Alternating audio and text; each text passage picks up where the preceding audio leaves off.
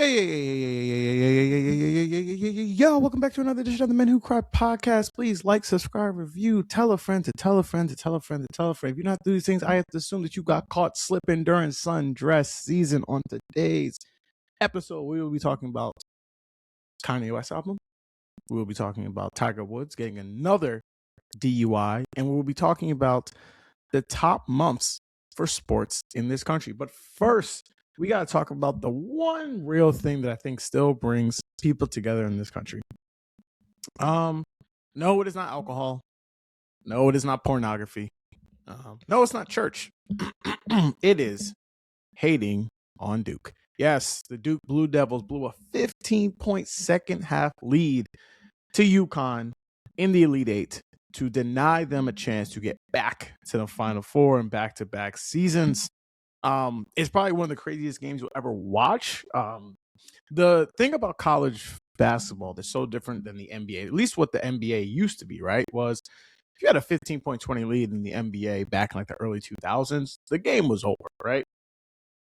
And the funny thing about what the way the NBA is now is because the pace is so fast, you shoot so many more threes that you're able to come back in a blink of an eye, right? Like 20-point leads mean nothing at any point, pretty much, unless it's the last 5 minutes of a game, just because you can just get back so fast. College is so different, whereas like if you have a 15-point lead in the first half, or it seems like it's over. And shout out to the great Charles Barkley, always the guy to know to put the kibosh on a team thinking that they can't come back to win. But what's so funny about this game with UConn was they didn't hit that many more threes in the second half. They hit one in the first. I believe they only hit 3 or 4 in the second half. A lot of this was based off turnovers that they were able to get. Even the last one that they had, the last 3 that they made was off a turnover.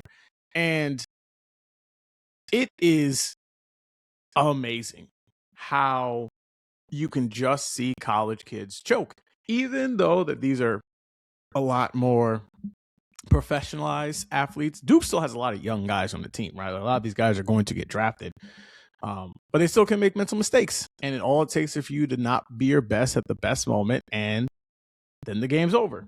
Now, I had trouble figuring out what this man's name was. His name is Shire. John Scheider is the head coach of the Blue Devils, taking over after Coach K. The question that we all have is going to be, should he get blamed for Duke losing that game? And I will say, no coach should get blamed for what happens to athletes when they're on the court in the final minutes of the game. You can just put the guys out there. There's really only so much you can do at that point. What you can blame the coach for is blowing a 15-point lead in the second half of a basketball game. That's on him. And we have now seen these great recruiting classes. I think ESPN had a nice slideshow of showing like how many guys are in the NBA currently that have not won a national championship with Duke. Duke hasn't won a national championship in 10 years, 11 years now, actually, since the 2015 team, the Justice Winslow team. And it has been such a mystery per se, but that's the thing about college basketball, right? Is you think that there's an idea of it being so one and done, and the ability to, you got to be your best to play your best, and then you have these random teams kind of upset you. That's not really happening now. I mean, we essentially have what could have been 3 1 seeds go in if Duke didn't lose, and a 3 seed. Now we're gonna have 2 1s, a 2, and a 3 seed get in. Like, I think the idea of that Cinderella run that we talked about a little bit before on this podcast is dead because of transfer portal, NIL deal. And I think that's actually beneficial for the sport, because now you can actually see a team for the whole year and be like, okay, this team at least can get you to the Elite Eight, if not the Final Four, if not win the whole thing. And this transitions so well into what I think is considered to be one of the best sports months of the year. Now, I want to do a little bracket of this because I really want to break down to see what are the best sports months of the year, or is April the best sports month of the year? Okay. So the first contender that I had for this kind of competition was February, right? We have college basketball championship game is in February. Super Bowl is in February, and the NBA All-Star Game's in February. Those are the three kind of big sports moments of the month. It seemed a little light for me to have it there, but that was the thing for February. December, you have the NFL playoffs. You're getting real towards the end of the season, which is good for teams trying to make the NFL regular season deep to try to get teams into the playoffs. The NBA is kind of in its full swing at the moment. You have the NBA Cup, which I still #respect the Cup. Got to care a lot about. And you have CFB Bowl season, right? Where while the bowls have lost value, the one thing that they have not lost value with is with gamblers. And there's nothing quite like sitting back on a December evening, turning on ESPN and watching the Pop-Tart Bowl between two teams you could care less about.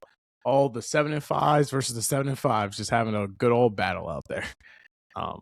January, you have the college football playoffs in January. You also have the NFL playoffs. And also you have the baseball winter meetings, which kind of last an ambiguous time. I could have put this in December, January, February. It's just somewhere before spring training. Spring training also highlight there for February as well. Has a little bit of a moment. The only competition that I really think that April had was, I kind of combined the 2 months, was with October and November. Because in the last kind of 2 weeks of October and like the first 2 weeks of November, you get NFL, middle of the season. The NBA is just starting, having their opening nights and things like that, banners being raised. NHL is just getting it started. MLB is coming to very much a close with the World Series, and the WNBA with their close as well. All of the sports that we seem to care about in this country are playing either the start of their season, very important games in their season, or they're deciding the championship, right? So I think October, November, that was middle part of October and the last part of November has a big case for this. And I didn't even mention that college football is also in the kind of the middle of its season as well. But I just think that April, frankly, beats all these things out, right? First off, we now have the Final Four coming up in a couple days. NBA and NHL playoffs are taking place. We have the Masters coming up shortly.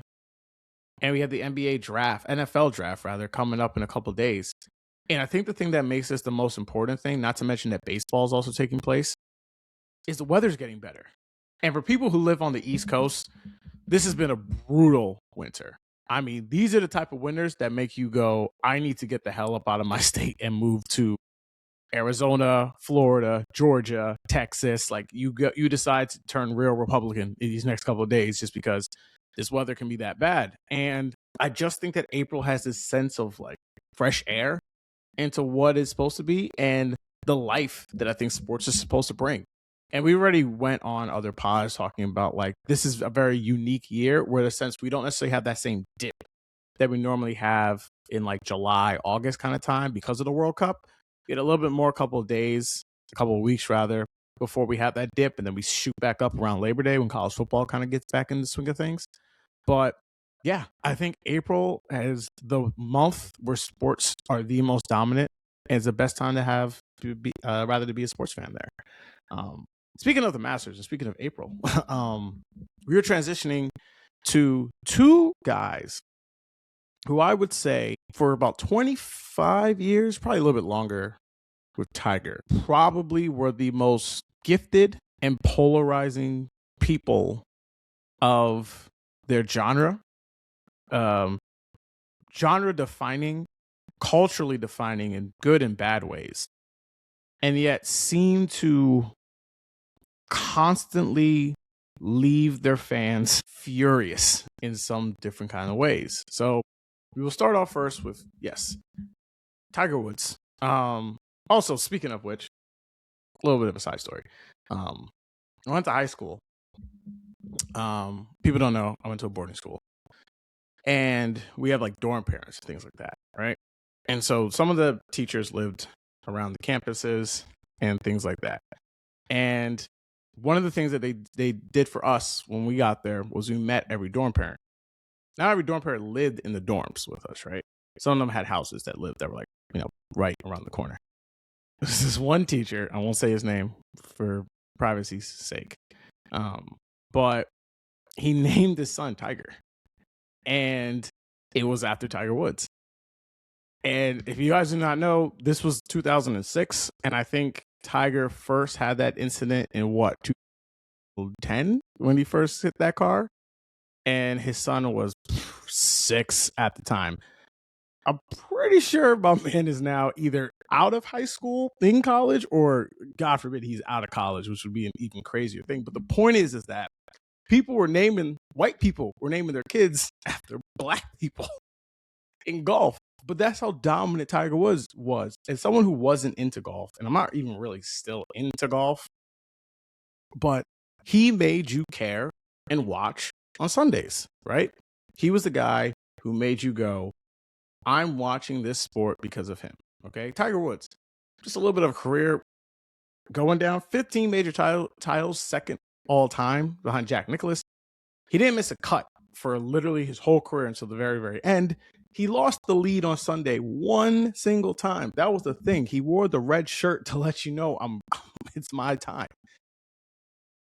Until literally one of the last few times that he actually competed, lost the lead on Sunday. One of the biggest images I think a lot of golf fans had is the last time he won the Masters. And his son is running up to him, and he's holding his son. And it's reminiscent of the time where Tiger lost his father. You know, he went through a lot of tragedy in his life. And it's something that he was essentially known from a kid. If you guys seen, there's a late night show of Tiger and his dad where he's hitting the golf ball into a washing machine. And I think Tiger's like 5 or 6 years old. So for people who are old enough, they knew who this guy was since he couldn't even know who himself was. And you sit there and you think about what I think the cost of not only trying to be the greatest and trying to be one of the greatest of all times, not just in your sport, but there was an argument Tiger Woods is one of the greatest athletes that this country has ever produced. And I think this clearly broke him in several different ways. I'm not going to go through Tiger's litany of misgivings. And unfortunately, it shows that we are a very unforgiving society in ways, right?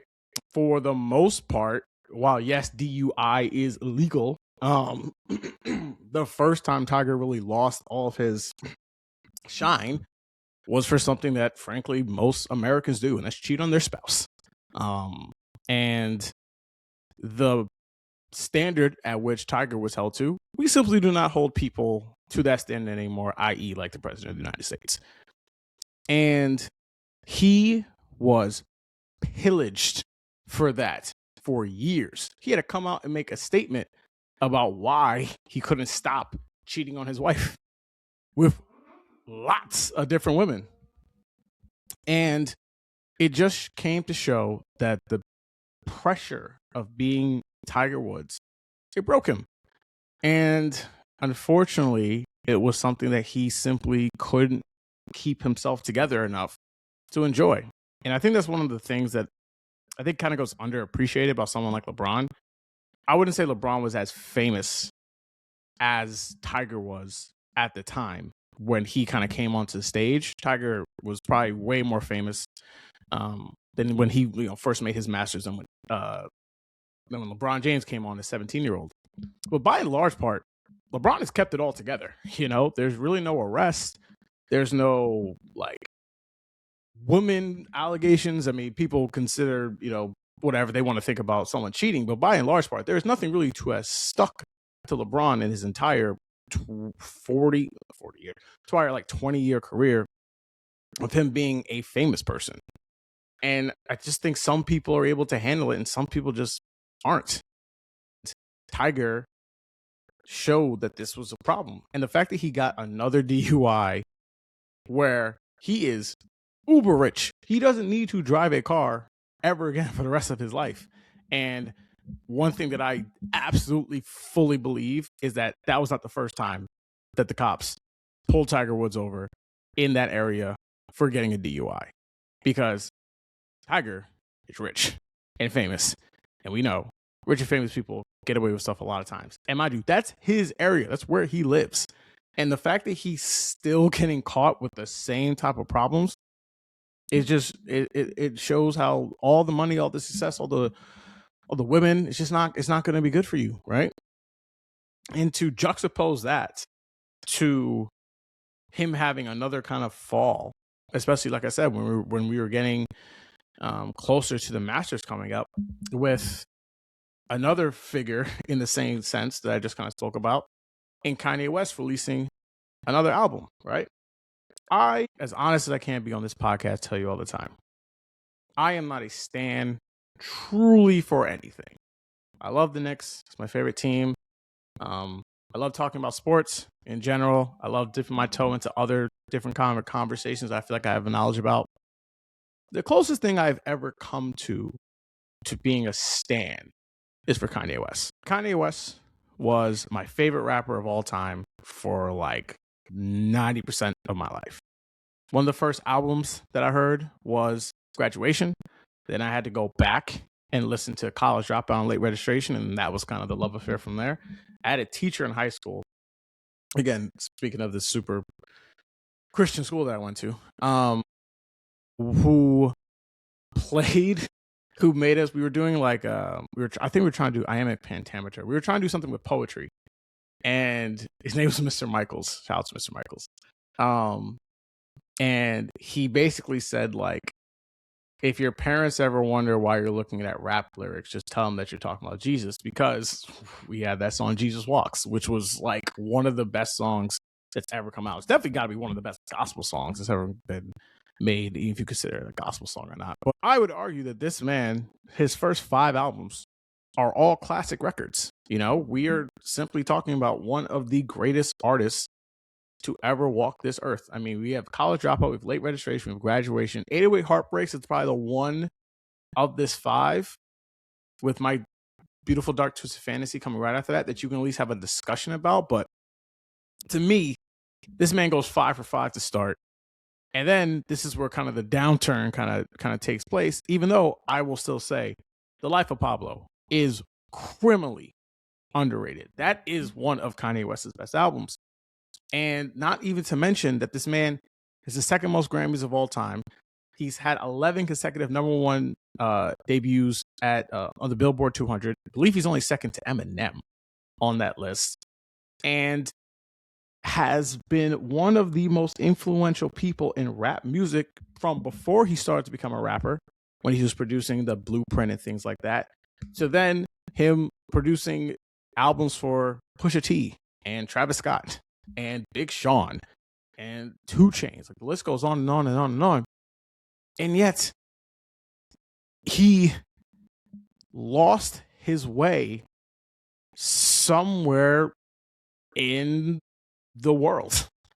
And I think the idea of Kanye being an asshole, I think, was fine. I think most grown-ups can accept the fact that their best are not great people. I mean, Chris Brown is still touring with millions of women still loving his music.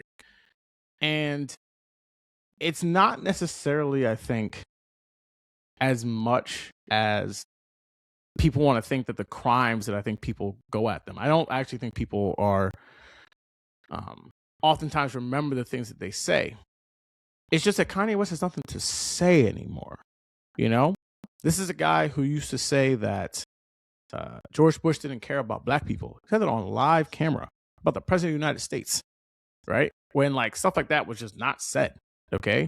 He spoke truth to power for a lot of different people. He made it so that at the time where hip hop was just being dominated by gangster rap and things like that, he cut through in a way to show that that is not all that hip hop has to be. Prior generations knew that, but generations like mine growing up, we didn't know that. And him making a real shift and opening up a pathway for other artists to follow him like that was groundbreaking.